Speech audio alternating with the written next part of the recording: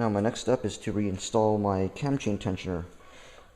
In my previous video I said if you have an automatic cam chain tensioner, you should reset it before you put it back in the bike, otherwise you will break something like your cam chain or your cam guides. If you have something like this, which is a manual cam chain tensioner, you shouldn't have much of a problem. Just reinsert it back in because your settings are already there. So I'll show you guys how to reset a automatic cam chain tensioner, and this should be about the same in pretty much every motorcycle, but check your service manual just in case. So the first thing you want to do is to remove the top bolt here.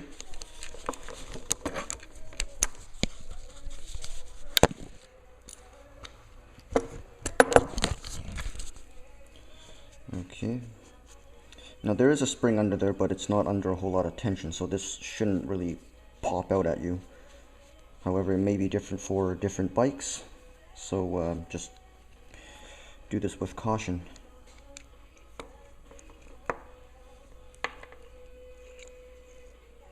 And there's your tensioner spring. Now you're ready to, actually there's also a pin in there. Okay, now you're ready to reset it, so just push down the ratchet and click it all the way down, and then just reinstall the assembly here back in the bike like so. Tighten all the bolts down. By the bolts I mean the mounting bolts here, and then the last step would be putting the big bolt back in along with the spring and pin. And then you should hear the assembly working. This foot's going to be pushed out, tensioning the cam chain. So I'm going to go ahead and put this back in. And before you put this back in, actually I forgot to mention, put a bit of oil around this O-ring so it doesn't tear the gasket.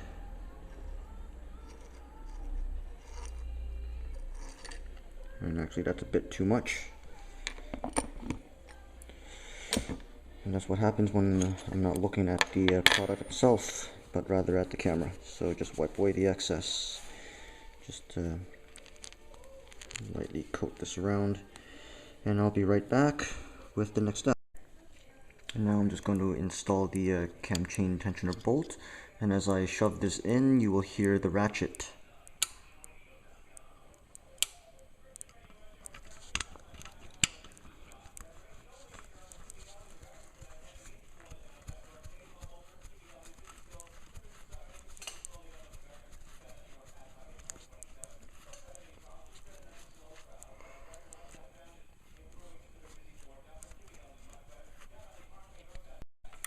And then just tighten it down.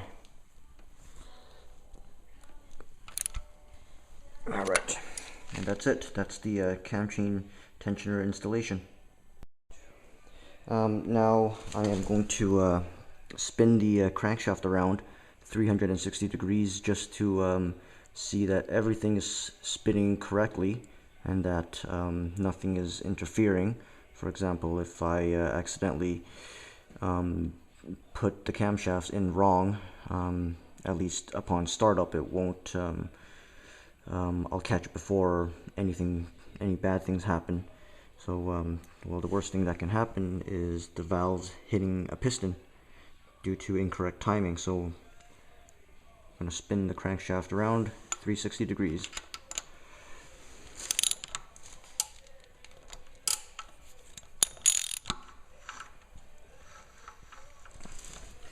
And if you feel any excessive resistance, that's probably time to stop and check what's wrong. So I'm going to go ahead and do that, and I'll follow up. So everything felt good, no interference, nothing. So I set, so right now I set pistons 1 and 4 at top dead center once again, and I'm going to recheck all my valve clearances, and if everything's within specs, then you can go ahead and just reinstall everything and fire the bike up. If things are not within spec, then you got to go through all of the hassle disassembling everything back again and starting from scratch. So as you can see, this could become a headache if I find one that's still out of spec. So as mentioned in my previous video, you can see this is the exhaust and intake average of the valves.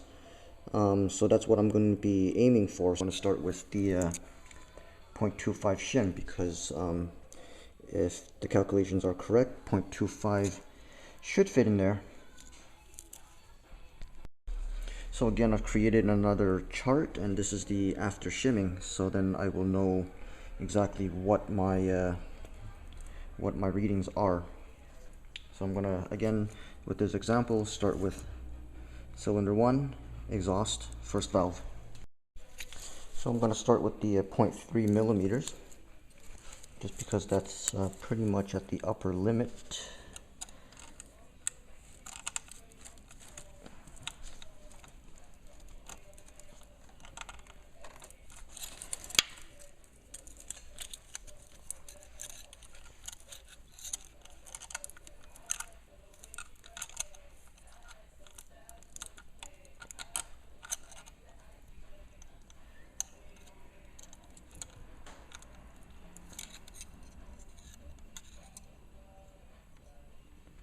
And that just fits in really nicely, so it's within spec. So I'm going to do this with all 16, or with all the remaining valves, and I'll be right back.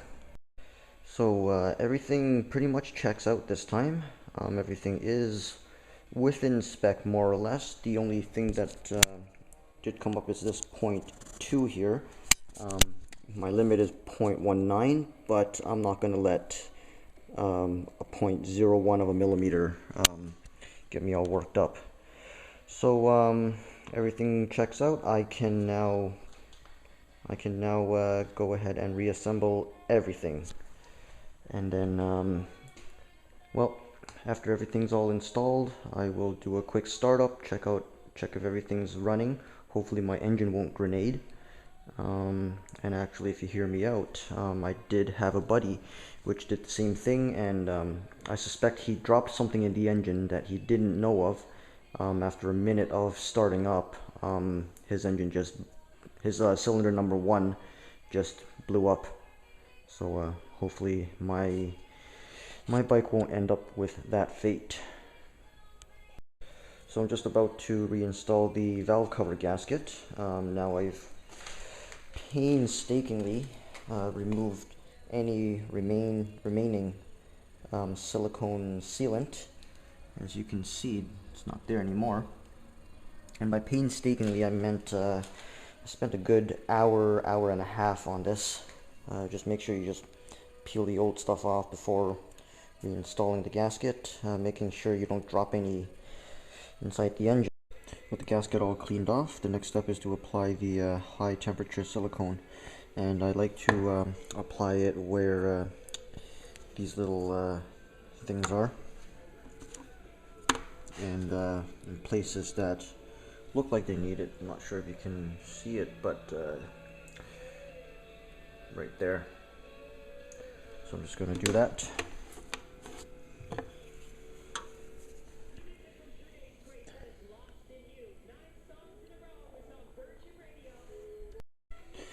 And that's pretty much it. You don't have to put too much, because this stuff does tend to spread out once you tighten everything down. So I'm going to install the gasket now.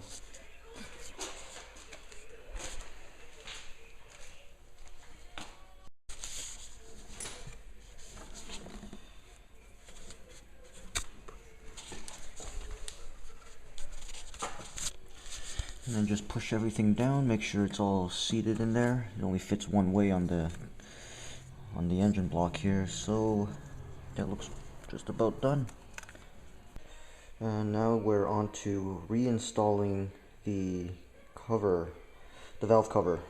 And this is probably one of the more trickier parts, because you will have to wrestle with it to get it back in. How I did it before was to just slide it in this way, and then I have to angle it back, slide it under these hoses. And if I remember correctly, the last time it took me about 10-15 minutes to do. So take your time and be patient. Alright, so about 10 minutes of wrestling it, finally got it in. So this is yeah, that was the part I liked the least of the entire valve adjustment procedure. So yeah, so I'm pretty much on the home stretch here. I just got to put the bolts back on, torque them to spec, put all the hoses back in. So I put a little bit of silicone on the bolt, the bolt gasket before I put it on, just a little bit of precaution there.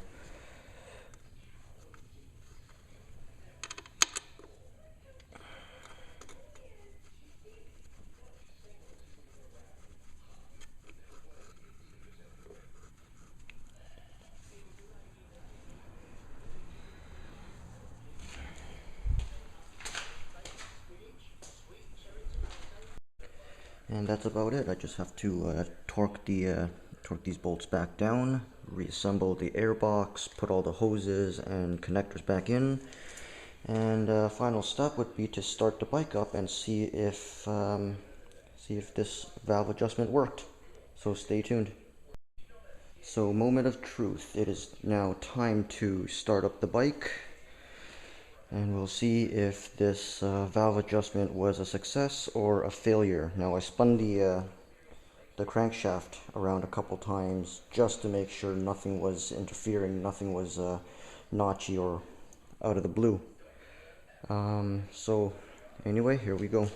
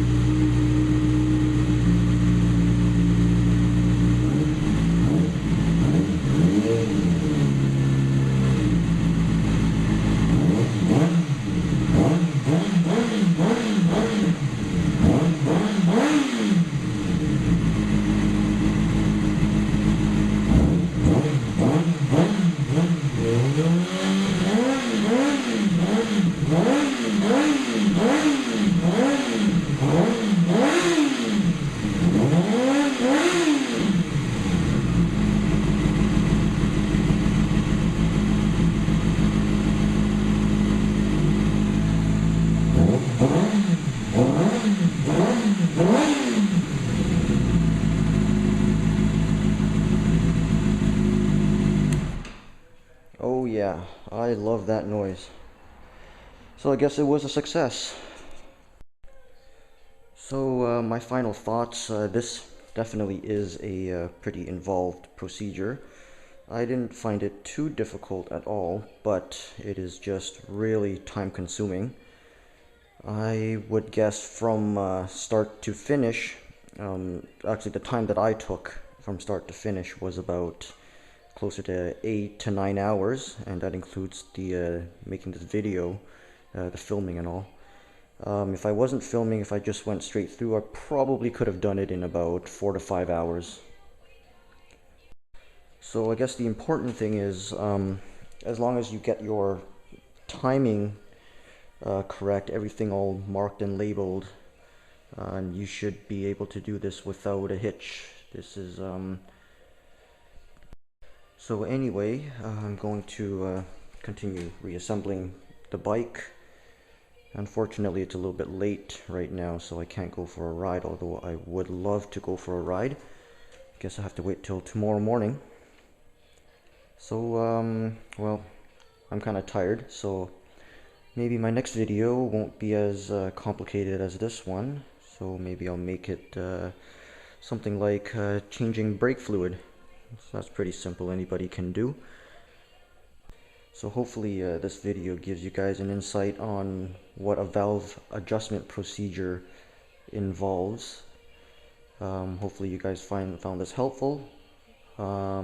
Please rate, comment if you have any concerns or questions, and as usual, thanks for watching.